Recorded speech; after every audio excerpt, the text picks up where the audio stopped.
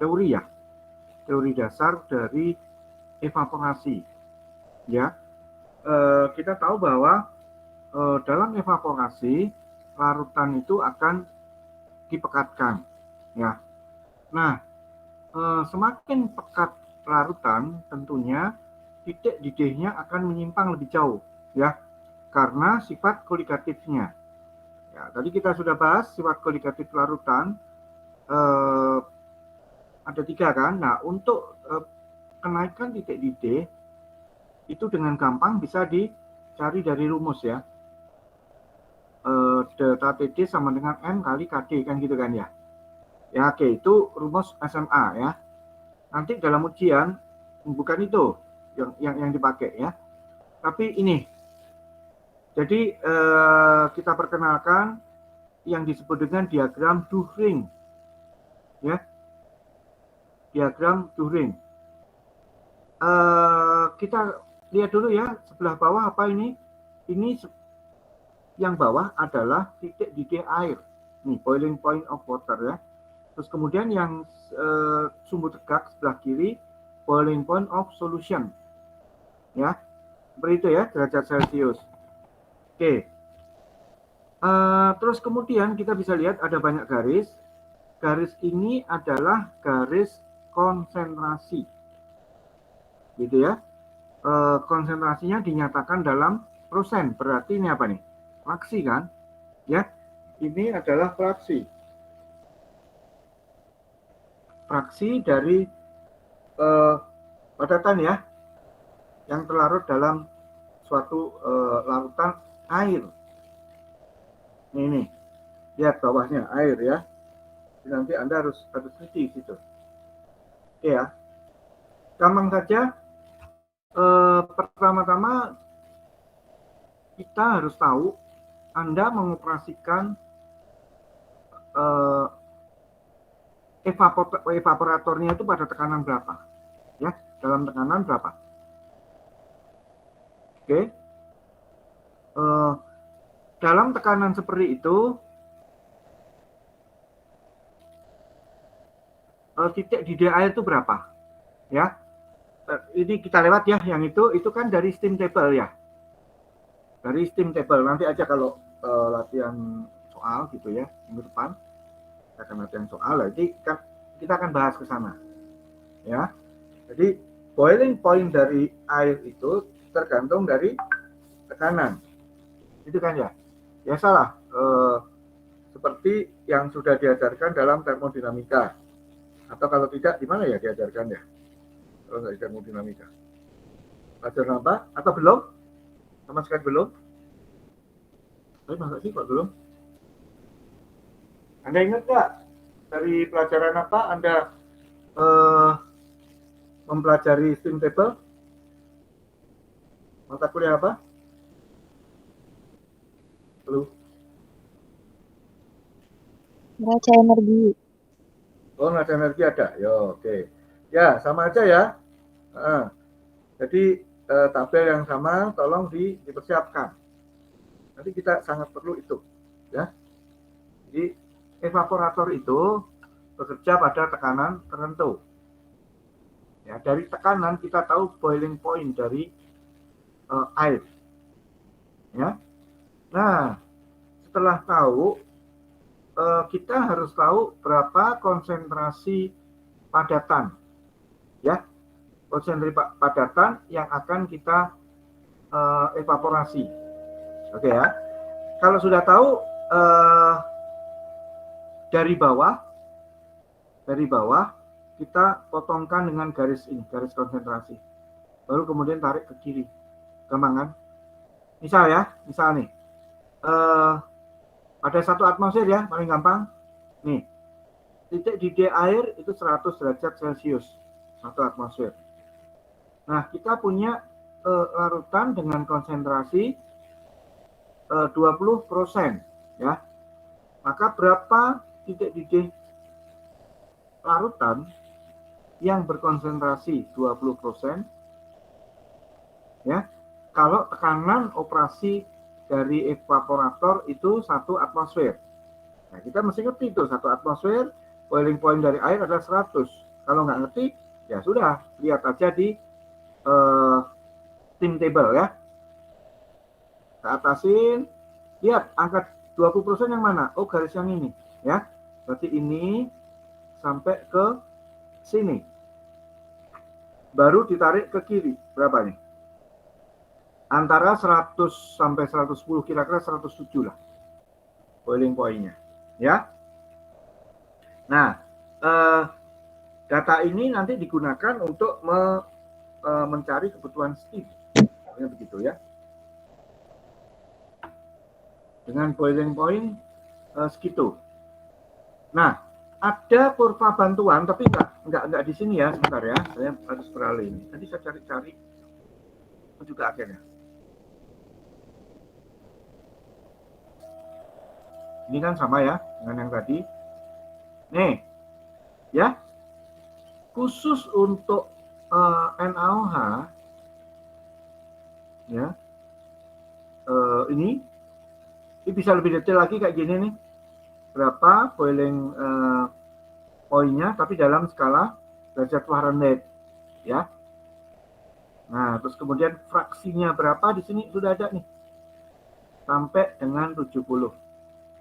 Nah, seperti itu. Ya. Nah, ini tapi garis ini tolong ya diperhatikan betul, sebelah kiri lihat nih. Terbatas di sini. Ya. Kenapa begitu? Karena di daerah-daerah ini,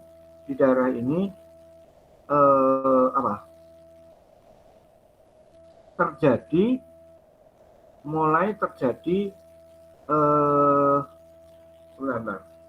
apa namanya? Pokoknya ini adalah titik saturated ya, titik jenuh, nggak mungkin dilewati garis-garis ini. Ya, titik didih air dalam tekanan 1 atmosfer itu kan berapa? 212 ya, jadi kira-kira di sini nih. Ini 200, 250, berarti ini 225 kan? Sini aja lagi. Ini 212. Nanti tarik ke atas hingga fraksinya ini udah langsung fraksi di sini enak nih. Ya. Fraksinya berapa? Lihat di sini. Ini ya. Untuk NaOH nanti saya sangat menyarankan Anda pakai ini. Ya. Ini lebih jelas kurva yang ini. Untuk NaOH. Saya lagi carikan lagi yang lain. Saya dulu rasanya punya NaCl bangsa gitu loh. Tahu kemana ini? Saya coba cari di Google, ternyata sekarang susah. Saya tahu apa karena paten ya. Oke.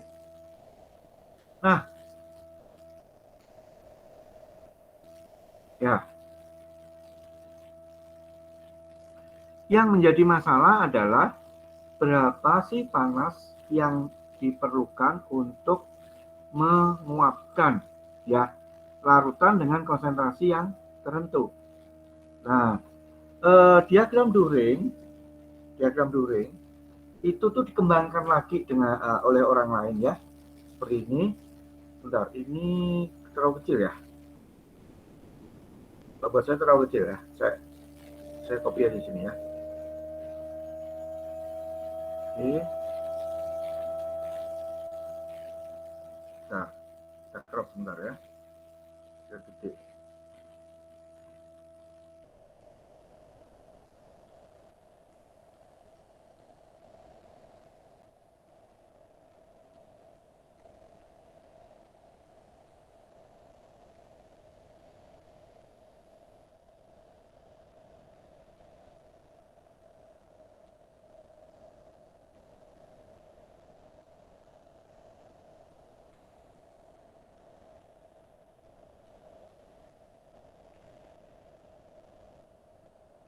Ya, nih seperti ini ya.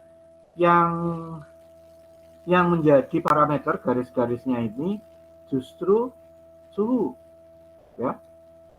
Suhu apa? Suhu pendidikan Anda. Ya, jadi nanti kalau di sini kita mesti tahu konsentrasinya berapa dulu, begitu ya. Nah, kan ini ceritanya dari sini nih, ya. Kan kita itu bisa melakukan evaporasi dengan berbagai tekanan. Ini ya enggak ya? Nah, tekanan tertentu, titik didihnya juga tertentu. Oke, titik didih apa? Titik didih dua-duanya, baik air, nih, boiling water of water, maupun larutan. Ya, untuk titik didih larutan, saya ulang ya, tadi itu tergantung dari konsentrasinya. Cara nyari gampang, kita harus, yang kita pegang adalah titik didih air dulu. Kita bisa lihat dari steam table. Kalau larutan kan nggak ada di steam table. Oke, nah untuk titik didih larutan kita pakai diagram Duhring ini, ya. Jadi secara cepat saya ulang, dari bawah kita tahu boiling point dari air. Misalnya nih airnya apa? Mendidih pada 80 derajat Celcius, ya berarti di vakum tuh. Kemudian larutannya berkonsentrasi 25 derajat Celcius. Berapa titik didih larutan? Kayak gini aja, 80, 25, terus kemudian ke sini ya. Tuh, kira-kira berapa nih? Ini 80, 87 lah kira-kira. Hanya naik sedikit. Ya. Nah, kalau khusus untuk NaOH, tinggal bawahnya nanti berapa? Tapi ini Fahrenheit ya, hati-hati ya. Fahrenheit. Ya nggak apa-apa, Anda mengkonversi suhu dari Celcius ke Fahrenheit kan gampang ya. Sudah khatam lah ya. Seperti itu. Sama aja dengan yang tadi, di bawah Anda harus tahu dulu boiling point dari air, ya. Boiling point dari air tergantung dari tekanan, ya kan? Nanti sentuhkan dengan potongkan dengan garis yang di atas. Konsentrasi kita berapa, tarik ke kiri, selesai. Kita tahu boiling temperature dari solution. Nah, kalau sudah tahu boiling temperature solusinya, baru bisa ke sini. Ya. Nah, di sini. Nah, ini menjadi apa ya? Perpaduan antara boiling point dari solution dengan konsentrasi, gitu ya. Jadi ini langsung di sini ketahui boiling point. Jadi boiling point tadi dicari dari yang ini, nih ya, NaOH. Ini yang kanan juga NaOH nih. Pakai yang ini dicari berapa boiling point-nya di sini ya. Nah, terus kemudian di sini Anda padukan sekaligus berapa konsentrasi Anda. Tadi sih contoh kita 0,25 ya. Iya kan? 25% itu kan 0,25 begitu ya. 0,25 boiling point kita tadi berapa? Lupa ya. Berapa sih? Berapa Celcius tadi? 80-an ya. Kita segini. Nah, entalpinya berapa? Tinggal lihat di kiri. Lihat. Kalau ke kiri Anda satuannya BTU per pound. Ya. Kalau ke kanan kita mendapatkan satuan kilojoule per kilogram. Sama kan? Ya. Jadi nanti untuk menghitung ya, untuk menghitung H-nya pakai itu, ya, dimasukinnya kemana? Nah,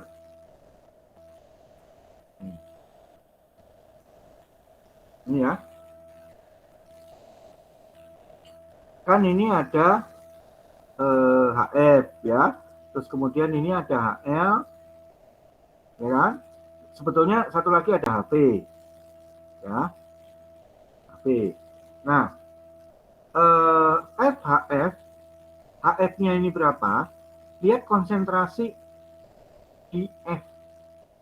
Ya, konsentrasi di F berapa? Misalkan Anda punya larutan encer gitu ya, 20%. Oke? 20%. Berapa? Nah, F di sini lihatnya. Wah, di sini nggak ada nih. Harus ke kurva satunya lagi sih. Nah, yang di sini. Ya. Konsentrasinya berapa? Oh, 0,20. Gitu kan? Nah, F suhunya berapa? Harus tahu itu. Gitu ya. Harus tahu. Kalau misalkan di soal nanti dibilang F dimasukkan tepat pada titik didih. Biasanya kayak gitu tuh kalau di pabrik ya. Jadi untuk melakukan evaporasi mereka punya preheater. Ya. Mereka punya preheater. Nah, preheater ini digunakan untuk mendorong suhu sampai ke titik didih. Titik didih apa? Titik didih larutan. Nah, yang namanya preheater kan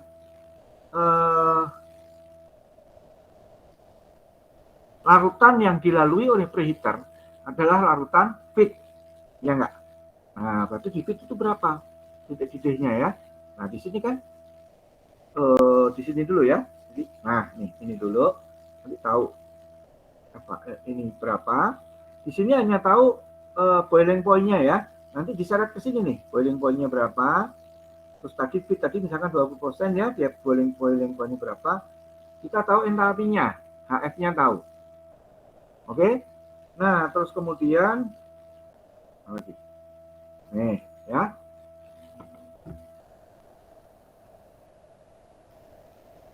Ini gambarnya agak ruwet ini dibandingkan lebih sederhana gambar saya. Nanti kalau saya kan udah saya sederhanakan ya, ini sama dengan sinkopis gitu aja. Ya. Bentar, tadi mau ngomong apa? Nah, sini aja ya. Nah, HL itu kan bagian bawah ya. HL itu bagian bawah. HL itu bagian bawah itu kan Anda targetkan. Ya. Anda itu punya feed berapa? Misalkan 20% ya.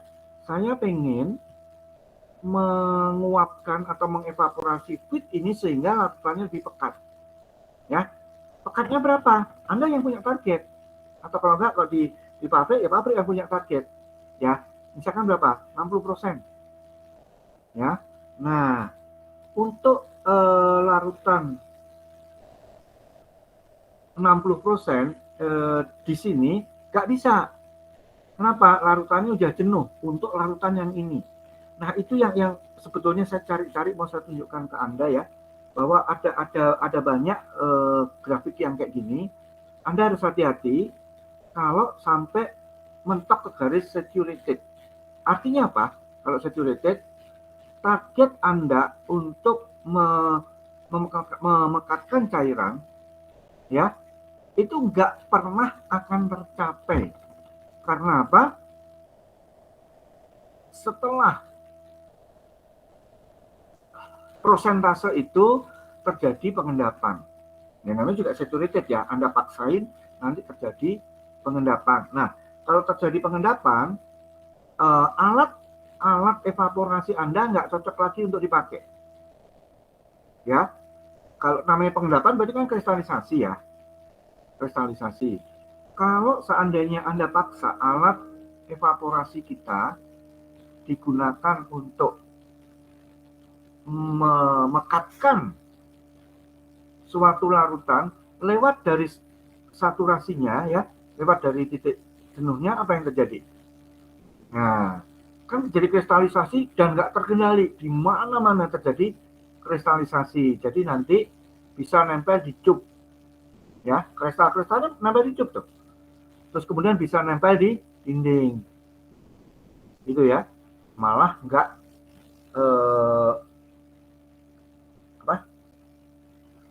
nggak tersalurkan ke saluran keluar, nempel mereka di alat evaporasi kita, bikin repot. Itu alat evaporasi kita harus shutdown, kemudian digesek di apa ya, biasanya sih sudah ada alatnya sih kalau di industri ya. Jadi di apa ya, di kalau bahasa Jawanya diserok ya. Jadi di itulah diteteli gitu ya bahasa Jawanya ya. Pokoknya dilepaskan ya. Kristal-kristal itu harus dilepaskan dari evaporator. Repot kan? Ya, itu ya. Jadi tolong kalau Anda melakukan evaporasi mentok ke garis saturated, berarti target evaporasi Anda tidak boleh dilanjutkan sampai situ, nggak boleh. Ya, minimal gimana jadinya? Ya kita ngalah lah. Teoritis sampai saturated itu boleh, teoritis ya. Tapi kalau Anda pas sampai titik saturasi, itu goyang dikit aja temperaturnya, itu sudah mengendap. Ya, wah repot lagi nanti. Nah, jadi bagaimana? Ya pokoknya di bawah lah, di bawah titik saturasi. Nanti aja dilanjutkan pengendapannya di alat kristalisasi. kalau dia kristalisasi memang sudah disiapkan ya, alatnya itu bisa digunakan untuk menggaruk padatan. Itu ya. Oke.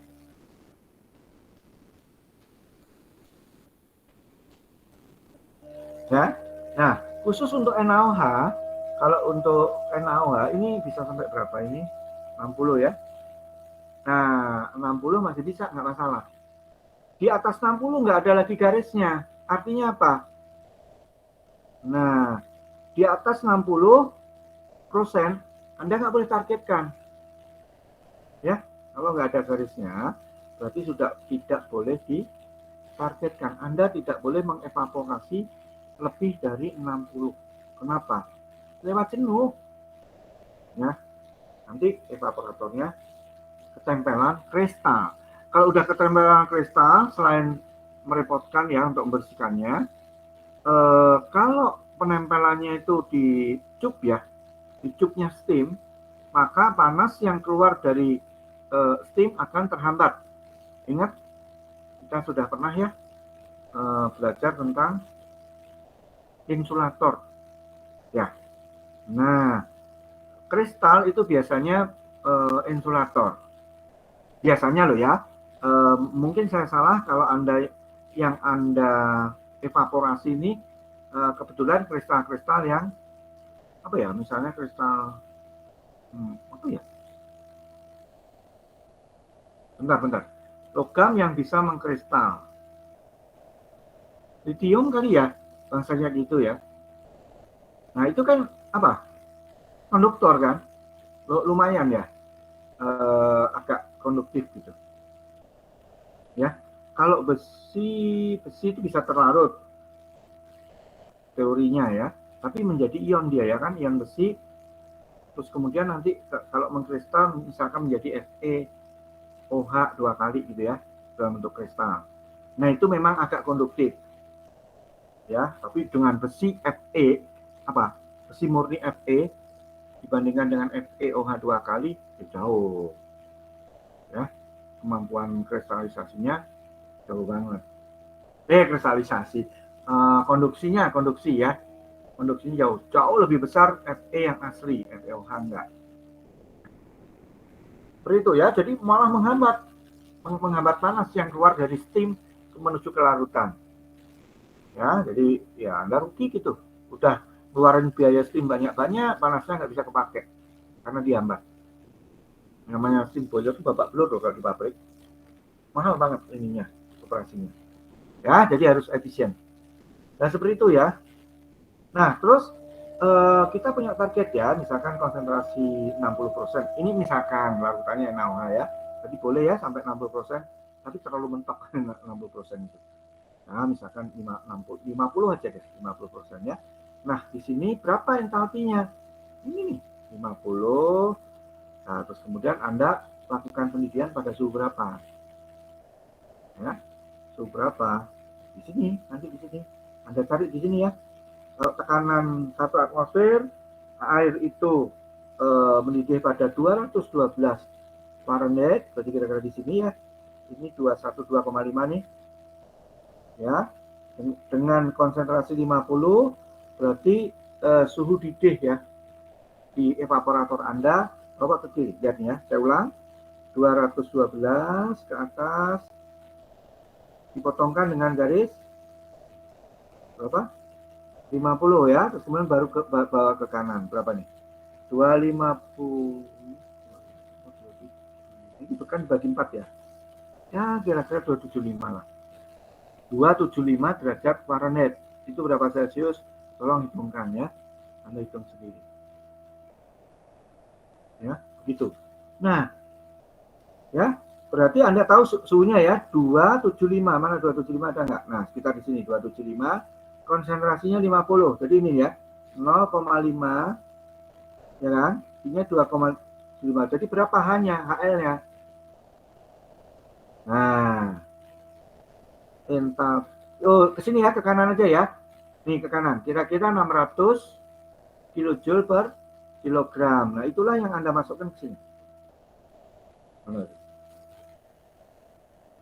Nih, Anda masukkan ke HL. Ya, Anda masukkan ke HL. Oke, kalau untuk HS yang HS gede sama HS kecil, mau nggak mau Anda cari di stream table. Oke, jadi cup Anda yang di dalam, cup ya, cup ini gambarnya eksternal ini. Agak membingungkan ya. Seperti gambar saya tadi loh, cup yang di dalam, tekanannya berapa steamnya? Ya, oke, itu langsung dilihat di steam table, Anda langsung tahu dapat dua-duanya kan? Baik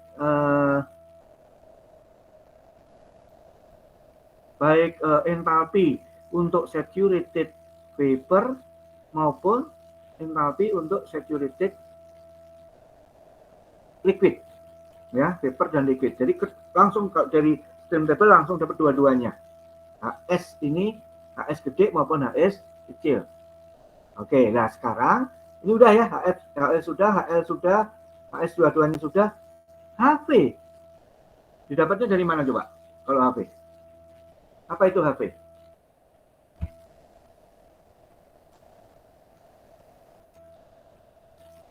Bentar ya, saya cari yang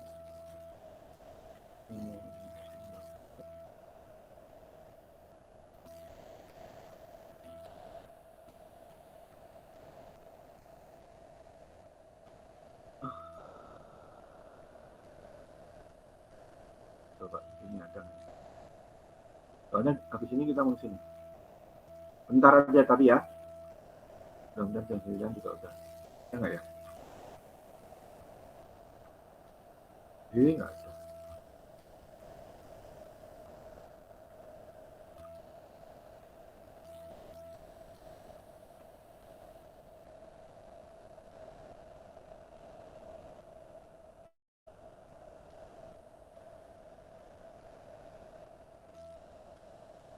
Nah ini nih evaporator kayak gini salah satunya bentuknya ya.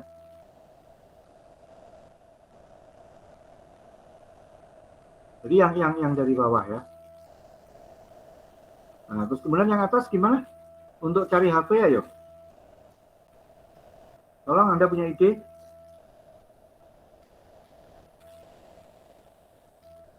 Nih. HS sudah ya tadi kan? HL sudah. HS sekaligus langsung HS gede maupun HS kecil yang steam ya. Tinggal HP. Gimana cara nyarinya? Halo? Kalau pakai Steam Table bisa nggak, Pak? Ya memang harus pakai steam table. Terus gimana? Yang HV-nya itu di Steam Table, apakah bisa, Pak? Gimana? HP-nya di steam table. Terus gimana? Tolong jelaskan Kan pengertiannya dulu. Apa itu HP? entalpi vapor, Nah, vapornya gimana sifatnya? uap. Maksudnya udah jadi Uapnya, uap itu. ya uapnya gimana? Terdiri dari apa uapnya itu? Air, Ya, solvent. terdiri dari air saja. Ya, terdiri dari air saja. Kenapa? Kan kalau HL tadi kan kita harus pakai kurva During ya. Ribet gitu kita desain. Tapi Anda harus tahu itu. Nanti justru akan keluar ini ya. Saya nggak mau Anda pakai hitungan SMA.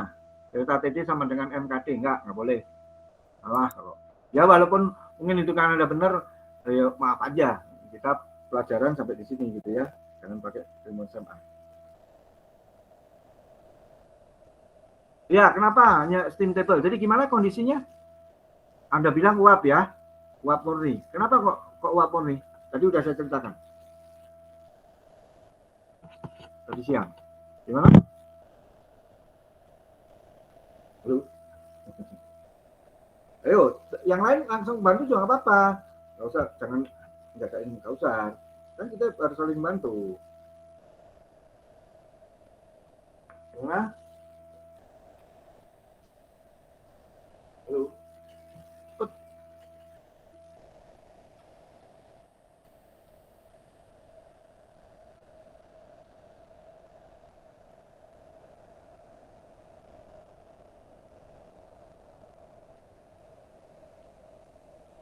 Halo, bagaimana?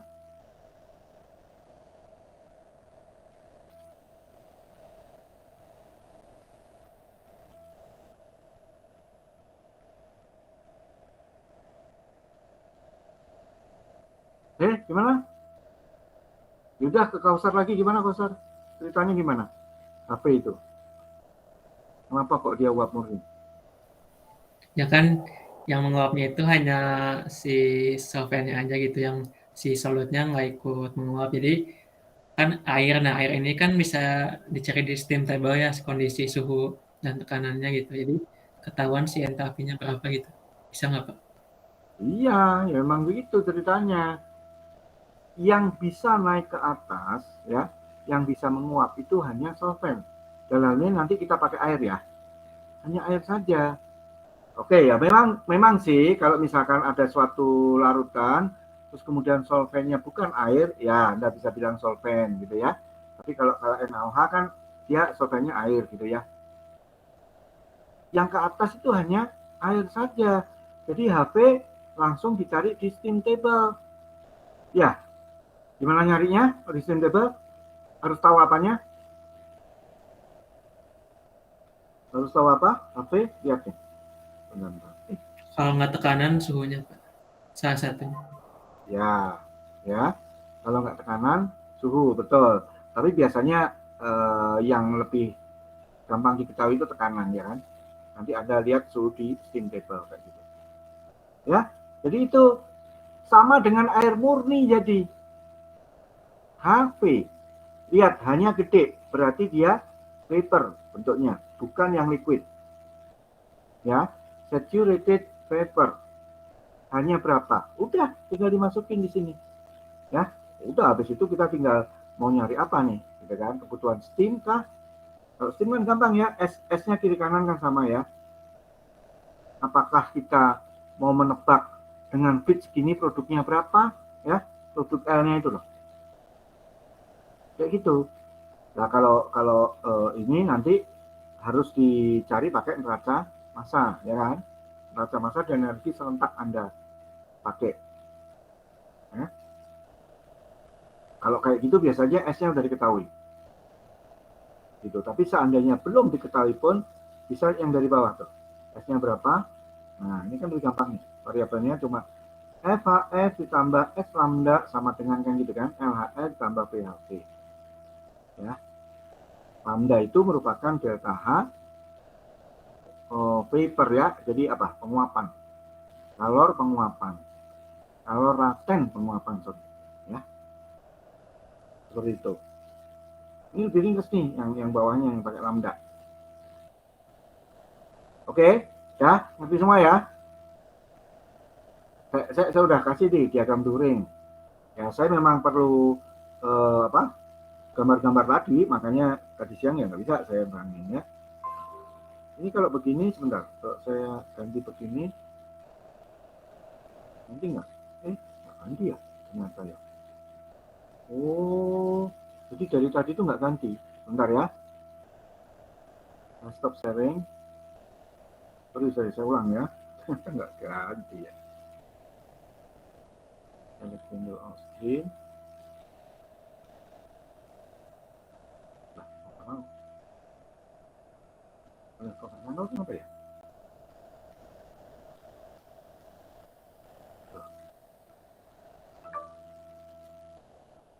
Apa ya?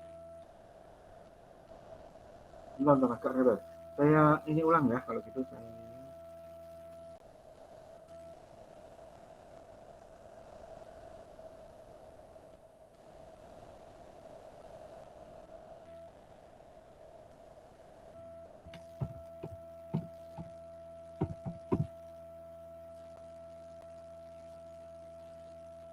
coba sekali lagi ya.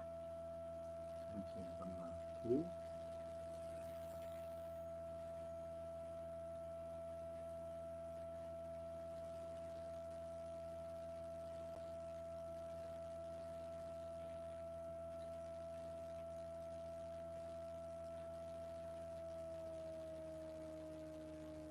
Coba ya. Ini kalau ini kan saya barusan cari-cari ini. Nah, ini saya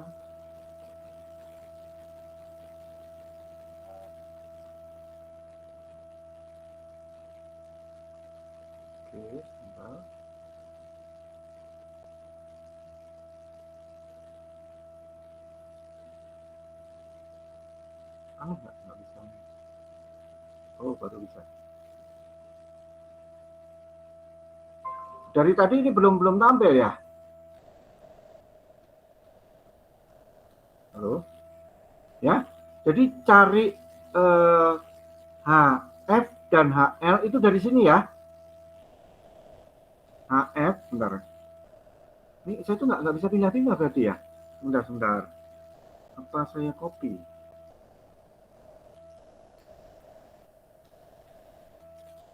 Kesulitan ini ya.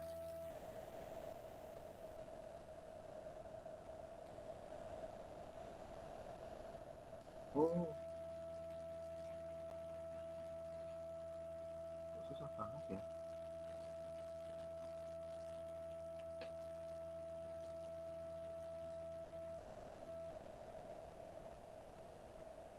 Bentar. Kesulitan ini.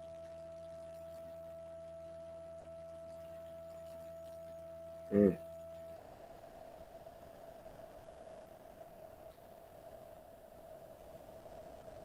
Cek dulu ya. Nah, udah nih sekarang ya. Jadi, nih saya ulang ya dengan cepat. Kita tuh kan memerlukan beberapa harga nih ya. HF, HS, HL, HV, HS ya. Oke. Untuk HF dan HL. Untuk HF dan HL sama saja caranya ya. Pertama-tama Anda harus punya data ya. FXF, XF-nya itu berapa? Jadi apa? Fraksi ya di dalam fit itu berapa? Misalkan tadi ya 20%. Nah, di sini nih. 20% kan di sini ya. Nah, kita mau operasikan evaporator kita pada tekanan berapa? Misalkan 1 atmosfer, ya kan? Kalau 1 atmosfer berarti titik didih air itu 100 derajat Celcius alias 212 derajat Fahrenheit. Oke ya, kita pegang dulu suhunya ya, 212 itu ini nih. Ini sebetulnya 212,5. Tapi ambil sajalah yang ini ya. Oh, gini aja ya, sebentar. Insert. Nah, ini ya.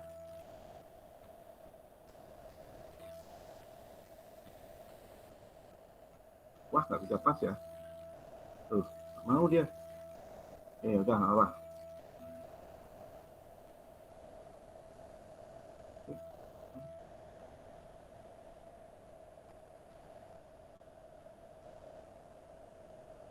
Ya, jadi suhu didihnya berapa itu dari steam table ya. Misalkan saya hanya lihat yang sederhana saja ya. 1 atmosfer tekanannya berarti 212 Fahrenheit titik didihnya. Ke atas. Nah, berapa HF dari fit ya? Nah, kita tahu bahwa fitnya tadi berapa? 20%. Berarti garis yang ini nih. Ya, oke. Di sini. Ya. Oke. Agak bingung.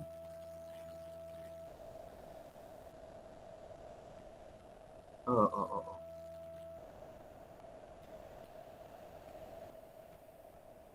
Ya. Garis yang mana yang kita pakai? Itu yang 20%. Misalkan yang ini. Nih. Kita tandain ya yang 20%. Benar 20% ini. Oh, 30. Salah ya. Bawahnya ya. Ini yang 20% itu yang ini.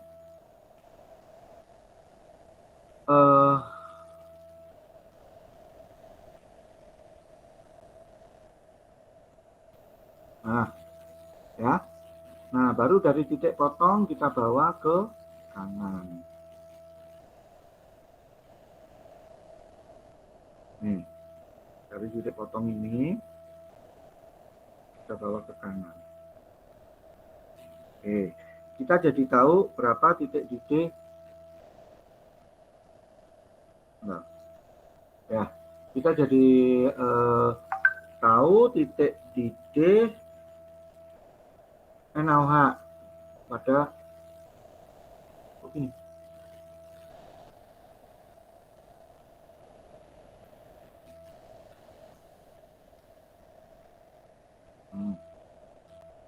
Ya, idealnya berapa? Dalam Fahrenheit di sini, kalau dalam Celsius di sini, langsung di sini bisa nih. 100 berapa nih ya? Ini 125 ya. Oh, ini 110 berarti. Ya. 110 derajat Celcius itu titik-titiknya. Ya. Nah, berapa entalpinya? Anda harus ingat tadi, titik di NaOH itu di 200 berapa ini? Kalau Fahrenheit 220 230 ya. 230 Fahrenheit dengan konsentrasi nih 20% ya. Berarti 0,2 kan? 0,2 titik di 230 nih, 230 itu di sini nih. Nah, di sini. Ya, coba saya ini lagi ya. Anda kalau bingung, tolong tanya ya kepada teman yang ngerti. Teman yang ngerti juga nggak boleh pelit. Ya, seperti itu. Kemudian kita cari ya. Kalau ini karena garisnya melengkung agak susah ya. Udah langsung aja ya. Lihat. Kan di sini 230. Mana 230 di sini? Nah, ini 200, 220, 210, 220, 330 yang ini berarti ya. Salah lagi. 200, 210, 220, 230 itu yang ini nih. Nah, memotongnya di sini. Pas lagi. Pas di sini ya. Nih. Kalau dalam BTU per pound itu ke kiri. Ya. Kalau dalam SI itu yang ke kanan.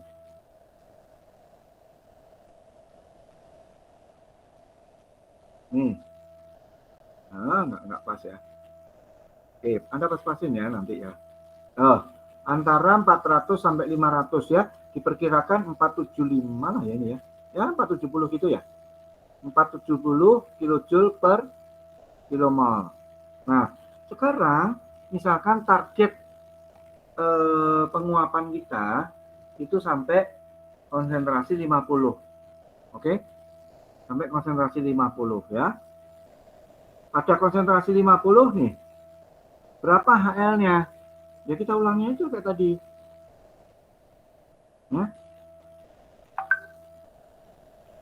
Kalau evaporator dioperasikan dalam 1 atmosfer, berarti suhu didih air tetap ya, kayak tadi 212. Tapi suhu didih larutan berapa? Ya ini, ke garis 50. Garis 50 mana?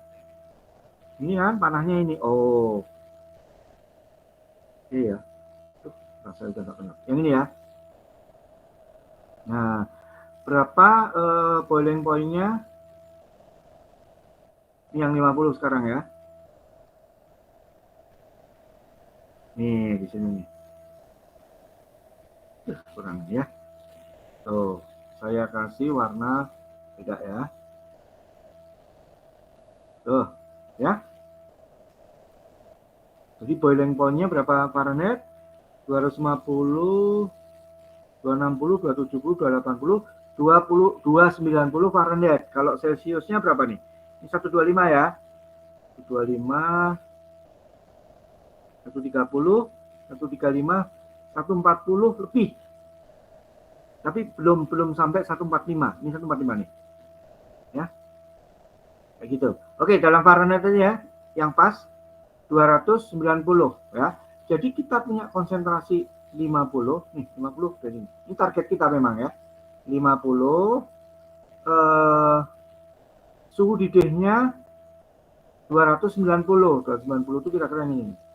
Ya. Yang ini ya.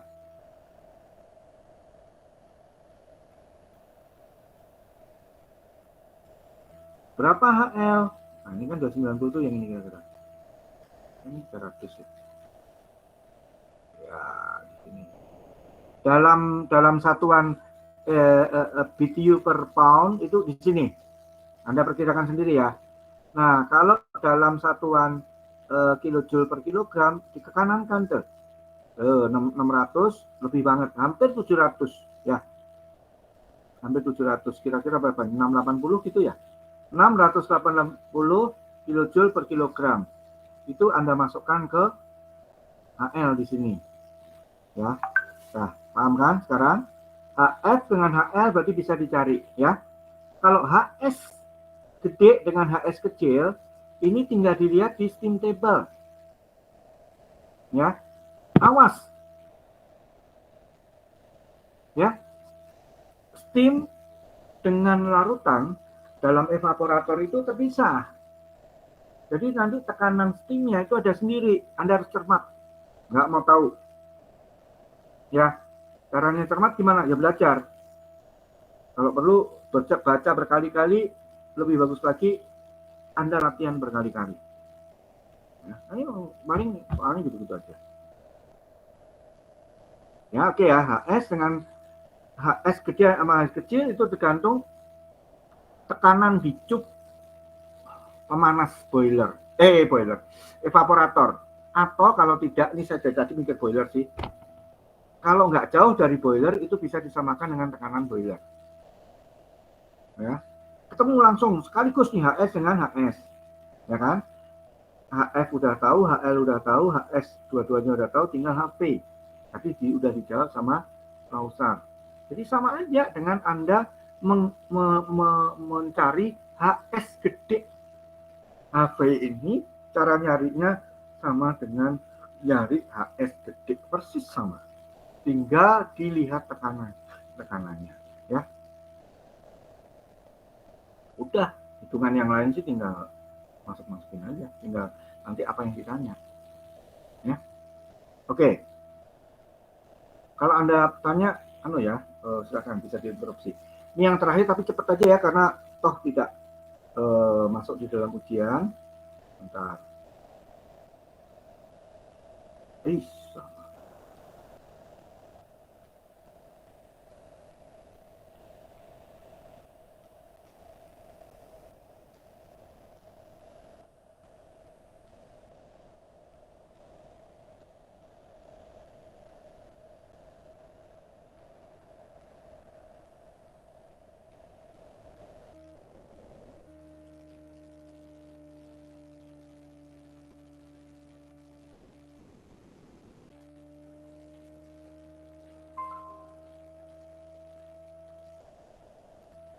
Oke ya, mudah-mudahan nanti dipelajari ya di dalam peralatan ya. Ini ya tipe dari evaporator, ada yang batch kayak gini ya, disebut dengan evaporation tank or tank. Jadi kadang-kadang dibilang evaporation tank, tapi kalau tank itu evaporation tank itu cenderung tinggi dia. Kalau pen namanya juga pen ya, kayak wajan gitu ya, kayak katel. Berarti ketinggiannya rendah, ya, kayak begitu. Nah ini contohnya seperti ini. Oke. Nih, terus kemudian yang disebut dengan evaporating still, ini juga batch, ya. Nah ini ya seperti inilah nanti uapnya dikondensasi. Nah biasanya kalau untuk still itu yang dicari adalah uapnya justru, ya. Padatannya nanti tinggal di sini dan dibuang. Oke. Itu yang still. Oke, short tube evaporator kayak gini nih. Kayak gini ya. Jadi bentuknya mirip dengan STHI. Nah, ini yang hitungan delta T-nya pakai delta Tm. Seperti ini. Nah kalau ini evaporatornya pemindah panasnya ada di luar. Kalau ini kan yang satu di dalam. Satu di dalam, yang ini di luar. Nah, nanti supaya cairan di dalam ini ke sini dipompa. Ya. Kalau di sini nggak perlu pompa. Ya, nggak perlu pompa kan ini. Yang ini perlu pompa. Ya. Itu disebut dengan forced circulation evaporator. Kayak gini ya. Terus nih, film evaporator itu ada dua ya. Ada yang disebut dengan climbing film evaporator, ada yang disebut dengan falling film evaporator. Ya. Nah, ada dua lagi sebetulnya. Yang ini white ini nggak usah lah ya. Yang terkenal itu ini aja, cuma climbing sama falling. Falling film evaporator ada di lab kita, jadi nggak usah saya terangkan. Yang climbing ini sebetulnya mirip dengan falling, tapi nanti di bubbling. Jadi sambil melakukan evaporasi, kan nanti terjadi bubble ya, yang di dalam itu. Ya, di dalam evaporator, kalau mendidih kan terjadi bubble. Nah, bubble-nya itulah yang akan memencet cairan ke dindingnya sehingga membentuk film tipis. Ya, dan nanti dipompa itu dari bawah ke atas, makanya disebut dengan climbing film evaporator. Ya, seperti itu. Nah, white film evaporator ini apa ya?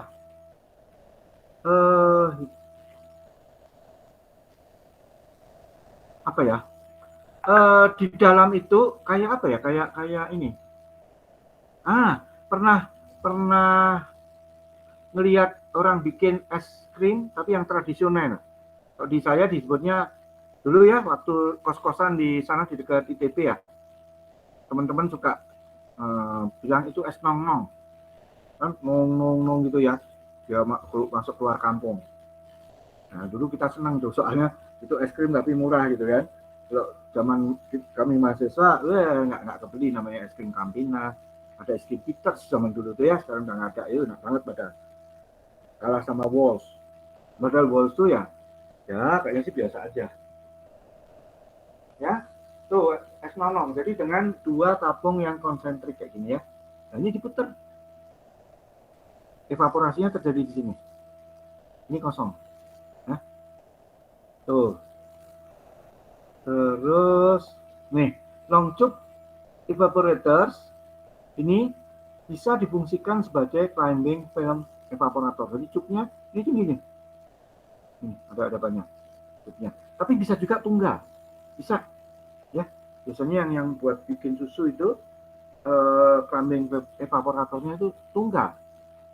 Maksudnya tunggal itu tidak satu corong kemudian bercabang, enggak. Corongnya cuma satu langsung ini, ya. Tapi evaporatornya sendiri bisa banyak. Gitu, bisa berjejer gitu banyak. Ya, saya pernah melihat kayak gitu di pabriknya Nestle ya. Tunggal ininya evaporatornya satu-satu tapi banyak. Itu juga heran, enggak praktis amat gitu ya. Satu-satu tapi banyak. Ternyata apa coba? Ada alasan kemudahan untuk membersihkan. Karena yang namanya susu gampang banget keluar belatung. Ya. Jadi setiap saat itu harus dibersihkan. Nah kalau gini, ini susah, nanti banyak susu yang nyelip di sini, itu loh ya. Tapi kalau tunggal begitu kebuka semua, seperti itu. Long tube, oke. Nah, falling film seperti ini ya, jadi filmnya membentuk lapisan tipis dan jatuh. Ini Anda dapatkan ya di pilot pen. Falling ya. Apa lagi? Habis. Oke. Jadi itu saja yang mau saya sampaikan malam ini. Ada pertanyaan? Nanti ya kebayang kalau pas udah latihan ya. Jadi minggu depan ini sudah habis nih materi kita. Sebetulnya ada lagi yang disebut dengan multiple ya. Bentar. Saya tunjukin sebentar aja.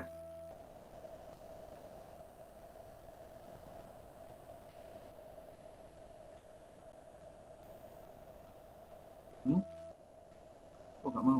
Stop ya? Oh, ini baru mau ya.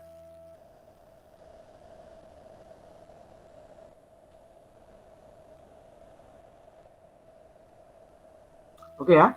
Jadi multiple effect evaporator itu sebenarnya ya single effect evaporator, terus kemudian dijejer-jejer. Ya, ada efek 1, efek 2, efek 3. Nih, ini yang disebut dengan triple effect evaporator. Ini paling terkenal. Ya, karena apa? Begini. Anda tahu kan tadi bahwa larutan itu punya sifat koligatif. Artinya apa? Titik didihnya naik, ya enggak? Kalau titik didihnya naik, pasti uap yang dihasilkan oleh single effect evaporator itu tinggi. Ya. Nah, karena itu terjadi perubahan fasa, Biasa ya kita asumsikan sama suhu uap dengan suhu cairan. Karena selama perubahan fasa suhu tidak berubah. Ya. Nah, kayak gini nih ya. Lihat evaporator yang pertama itu ada feed terus kemudian dikasih steam. Ya. Nah, ini steamnya balik ke sini nih. Jadi kondensat dah selesai ya. Nanti kondensatnya bisa dipanaskan ke boiler lagi. Nah, lihat yang ke atas, ini kan vapor suhu tinggi banget. Dimanfaatkan untuk memanaskan efek yang kedua. Jadi si evaporator yang kedua itu nggak pakai steam sama sekali, udah tinggal pakai vapor yang kebuang dari evaporator yang pertama, ya. Nanti jadi kondensat di sini. Ya. Yang ketiga, lihat nih, vapor dari efek yang kedua. Jadi apa? Evaporator yang kedua, manfaatin lagi. Ya, itu semua jadi kondensat di sini. Nah, tentunya karena larutan di efek 1, efek 2, dan efek 3, efek itu berarti evaporatornya, ya, itu makin lama makin pekat, maka mestinya titik didihnya justru makin tinggi.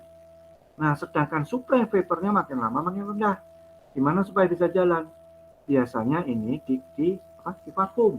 Di sini vapor to condenser. Kondensernya sekaligus memvakum. Atau pernah juga saya temui, ini pokoknya mesin vakum aja di sini. Kan mesin vakum itu bisa pakai air jet gitu ya. Bisa pakai water jet. Kayak gitu ya. Atau kalau tidak pakai minyak vakum kayak mesin vakum yang di mana ya? Anda pernah praktikum kan di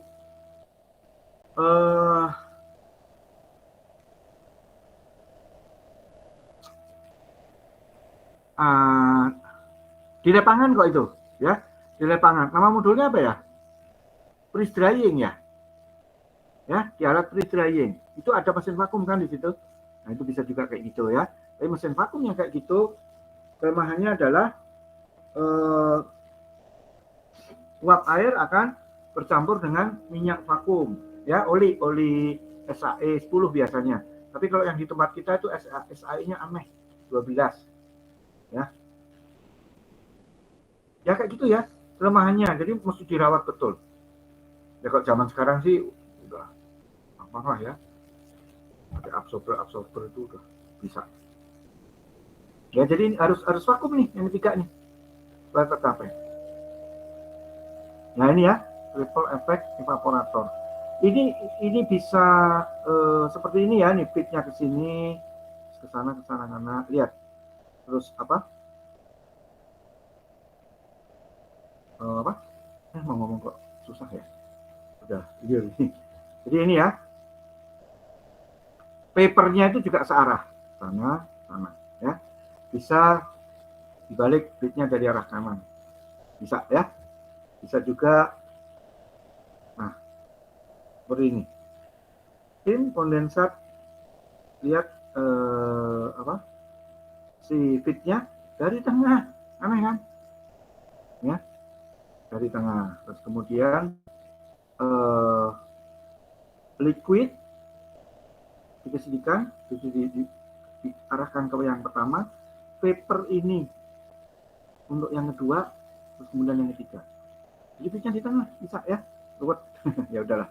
Gak usah. Itulah yang multiple effect evaporator, kita nggak sampai ke sana. Tapi sebetulnya kan ini sama aja dengan ngitung single ya. Cuma nanti yang susah itu adalah ini loh. Vapor ini suhunya kan beda sama steam. Nah seperti itu. Kesulitan yang kedua, biasanya kalau di pabrik, ini diinginkan gedenya sama nih. Persis. Jadi apa ya? Bentuknya itu persis semuanya kayak gini. Nah, dengan A yang sama dan juga volume ya, jadi kapasitas evaporasinya juga sama. Itu ngepasin itu susah banget. Dulu kalau di S1 itu jadi apa ya? Jadi take home test. Wah, saya sampai nggak tidur semalaman karena ya take home test kan hanya 24 jam kan. Bener kan nggak tidur. Karena harus di trial ya. Dilakukan trial and error. Loh. Sebetulnya kayak gitu. ke apa? Bukan kegiatan ya, aktivitas perhitungannya tuh ngitung apa? Ngulang-ngulang aja yang bikin lama itu. Tapi rumusnya, alah ya sama aja lah kayak kemarin. Rumusnya itu apa? Neraca panas kayak tadi, ya. Terus kemudian satunya lagi adalah Q sama dengan UA delta T. Nah, kita nyari ANA nanti. U-nya dianggap sama. Ya, kalau delta T kan diketahui. Ini berapa vapornya, kemudian T-nya berapa, gitu kan. Suhu vapor sama dengan suhu liquid yang ini. Oke ya, jadi untuk Anda hanya sampai single effect evaporator. Silahkan belajar sendiri. Ini ke anu kok, sama aja. Rumus-rumusnya sama dengan single effect gitu ya. Cuma karena berjejer ya Anda berulang-ulang. Saya pernah melihat jejeran evaporator ini sampai 14 jejer ya. Sampai 14 baris sana. Ini kan cuma 3 aja udah mumet gitu kan. Tapi tenang, sekarang ada program ya. Ada software misalkan HPLC gitu ya. Oke. Sip. Itu cerita saya hari ini. Bisa diakhiri. Ini soalnya saya ingin ngomong sama Kausar ini, sama Bayu. Ada kan dua-duanya? Mana? Ada nggak?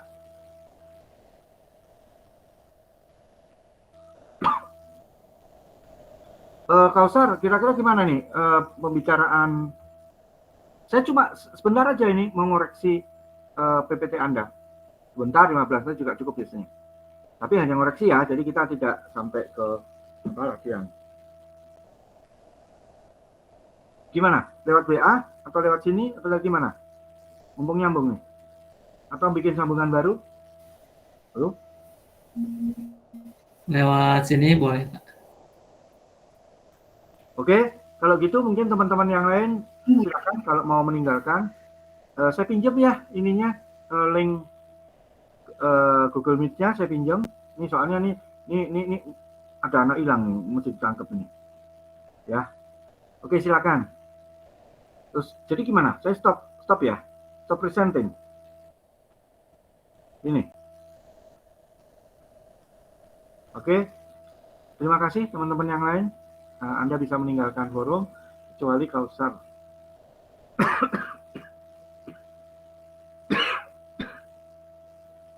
Berdua, mana?